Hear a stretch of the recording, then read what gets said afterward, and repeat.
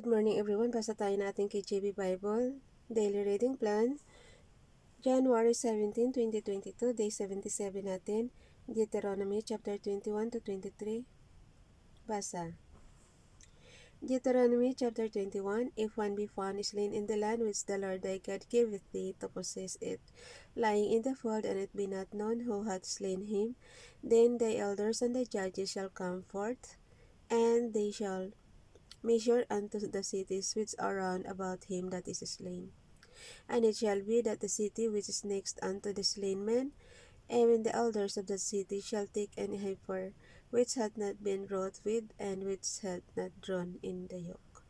And the elders of that city shall bring down the heifer unto a rough valley, which is neither earth nor sun, and shall strike off the heifer's neck there in the valley. And the priest the son of Levi shall come near for them. The Lord thy God hath chosen to minister unto him and to bless. In the name of the Lord, and by their word shall every controversy and every stroke be tried. So in the name of the Lord. And all the elders of the city that are next unto the slain man shall wash their hands over the heifer that is beheaded in the valley. And they shall answer and say, Our hands have not shed this blood, neither have our eyes seen it. Be merciful, O Lord, unto thy people Israel, whom thou hast redeemed, and lay not innocent blood unto thy people of Israel charge, and the blood shall be forgiven them. So shalt thou put away the guilt of innocent blood from among you, when thou shalt do that which is right in the sight of the Lord.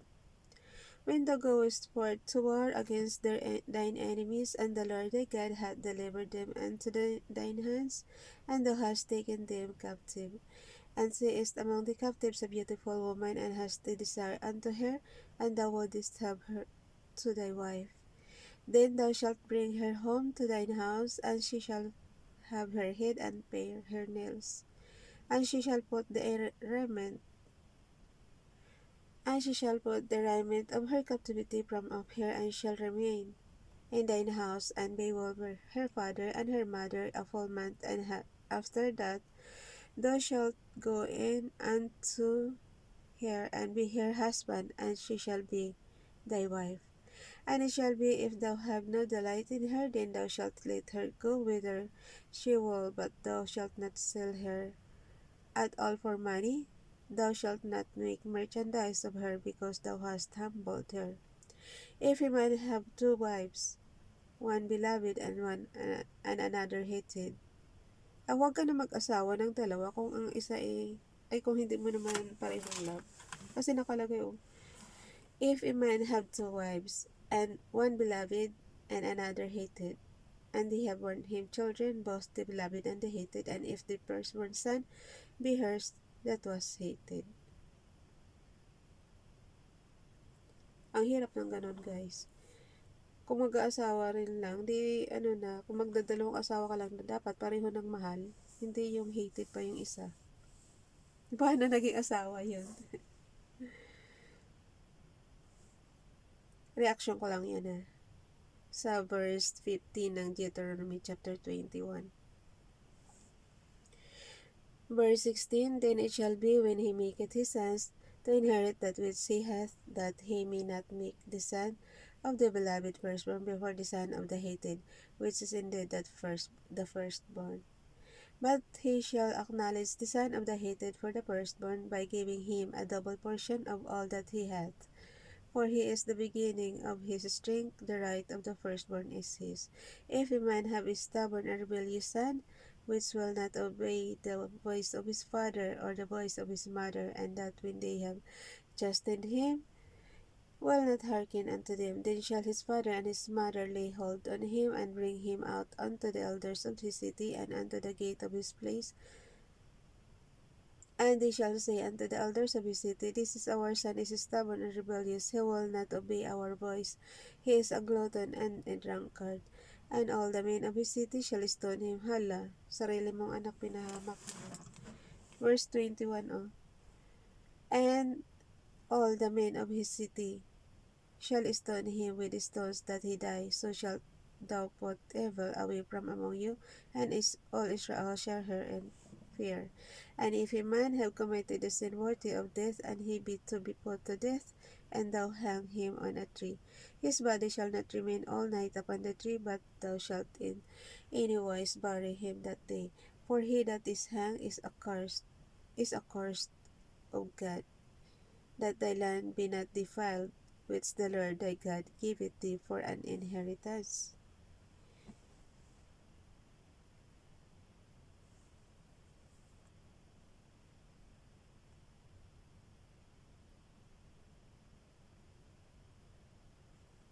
Teka, tingnan ko lang ulit guys ha.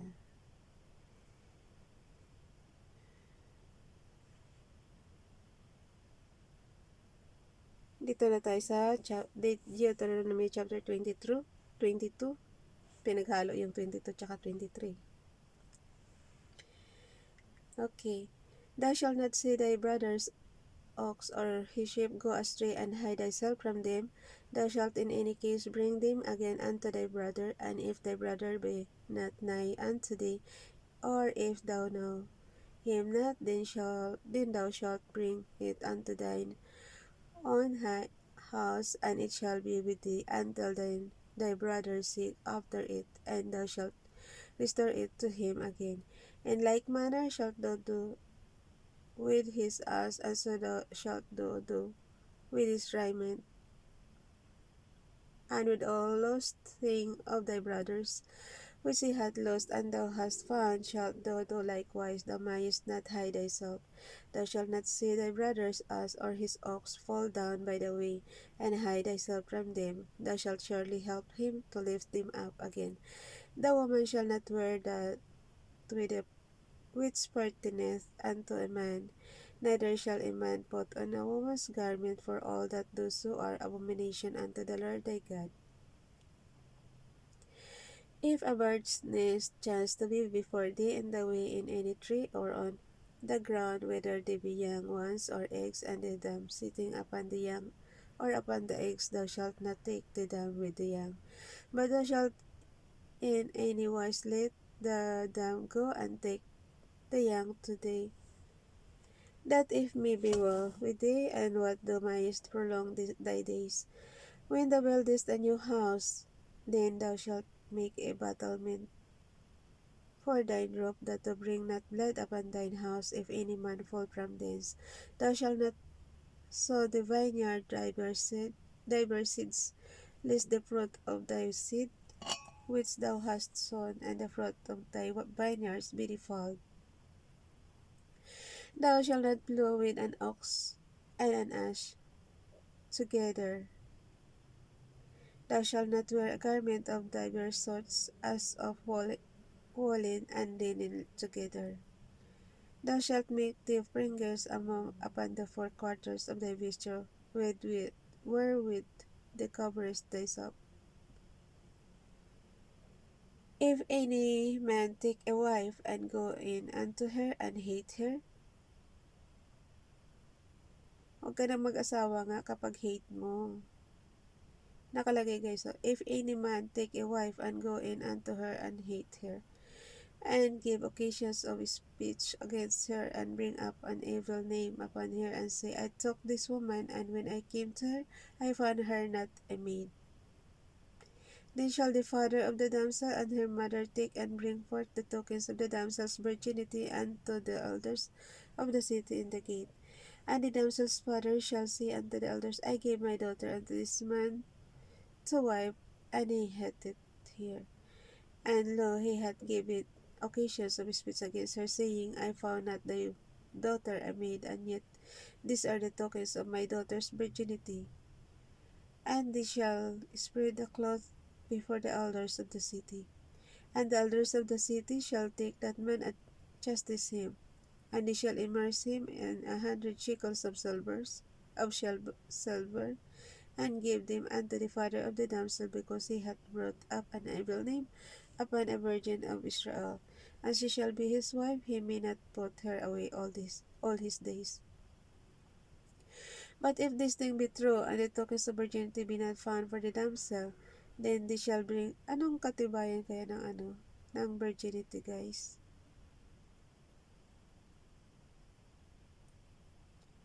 But if this thing be true, and the tokens of virginity be not found for the damsel, then they shall bring out the damsel to the door of her father's house, and the men of her city shall stone her with the stones that she die, because she had truthfully in Israel to play the war in her father's house, so shalt thou put evil away from among you. If a man found lying with a woman married to an husband, then they shall both of them die, both the man that lay with the woman and the woman, so shall thou put away evil from Israel. If a damsel that is a virgin be betrothed unto an husband, and a man find her in the city and lie with her. So, importante talagang virgin kayo. Then he shall bring them both out unto the gate of that city, and he shall stone them with the stones that they die. The damsel because she cried not, being in the city, and the man because he had humbled his neighbor's wife, so thou shalt put away evil from among you. But if a man find a betrothed damsel in the field, and the man force her and lie with her, then the man only that lay with her shall die. But unto the damsel, yung mga nangre-rape, yan. So, yung man lang ang mamamatay. But unto the damsel, thou shalt do nothing. Verse 25, verse 26. But unto the damsel thou shalt do nothing therein is in the damsel no sin worthy of death. For as when a man riseth against his neighbor and slayeth him, even so is this matter. For he found her in the field, and the betrothed damsel cried, and there was none to save her. If a man find a damsel that is a virgin, which is not betrothed, and lay hold on her, and lie with her, and they be found, then the man that lay with her shall give unto the damsel's father 50 shekels of silver, and shall be his wife, because he hath humbled her. He may not put her away all his days. A man shall not take his father's wife, nor discover his father's skirt. So, dito tayo sa last chapter, Deuteronomy chapter 23. He hath a wounded in the stones, or hath his private member cut off, shall not enter into the congregation of the Lord. A bastard shall not enter into the congregation of the Lord, even to his 10th generation shall he not enter into the congregation of the Lord. Sorry. An Ammonite or Moabite shall not enter in the congregation of the Lord, even to their 10th generation shall they not enter into the congregation of the Lord forever, because they met you not with the bread and with water, in the way when ye came forth out of Egypt, and because they heard against the Balaam the son of Beor of Petor of Mesopotamia to curse thee. Nevertheless, the Lord thy God would not hearken unto Balaam, but the Lord thy God turned the curse into a blessing unto thee, because the Lord thy God loved thee. Thou shalt not seek their peace nor their prosperity all thy days forever. Thou shalt not abhor an Edomite, for he is thy brother. Thou shalt not abhor an Egyptian, because thou wast a stranger in his land. The children that are begotten of them shall enter into the congregation of the Lord in the 3rd generation. When the host goeth forth against thine enemies, then keep thee from every wicked thing. If there be among you any man that is not clean by reason of uncleanness that shunneth him by night, then shall he go abroad out of the camp. He shall not come within the camp.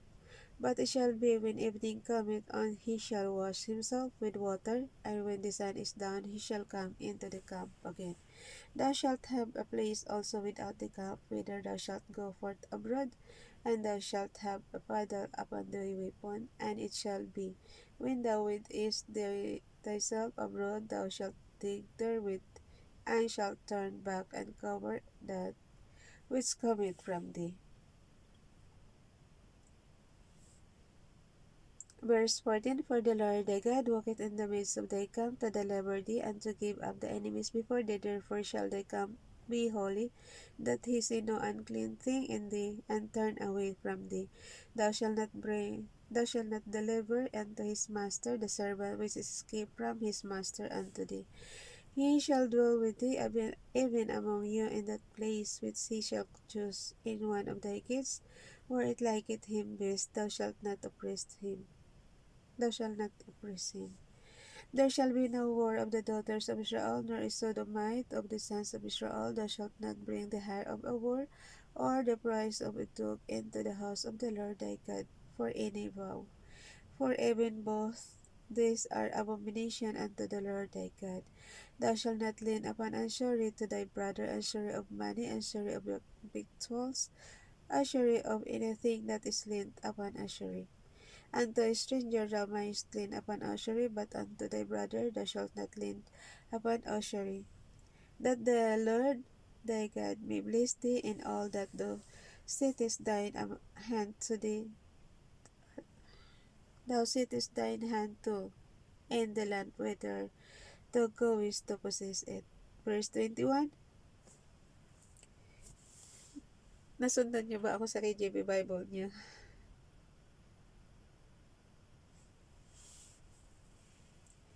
Okay. Verse 21. When thou shalt vow a vow unto the Lord thy God, thou shalt not slack to pay it, for the Lord thy God will surely require it of thee, and it would be sin in thee. But if thou shalt forbear to vow, it shall be no sin in thee. That which is gone out of thy lips, thou shalt keep and perform, even a freewill offering according as thou hast vowed unto the Lord thy God, which thou hast promised with thy mouth. When thou comest into thy neighbor's vineyard, then thou mayest eat grapes, thy fill at thine own pleasure, but thou shalt not put any in thy vessel. When thou comest into the standing corn of thy neighbor, then thou mayest pluck the earth with thy band, but thou shalt not move a sickle until thy neighbor's standing corn. Okay, hanggang dyan na lang guys. Bye everyone. God bless.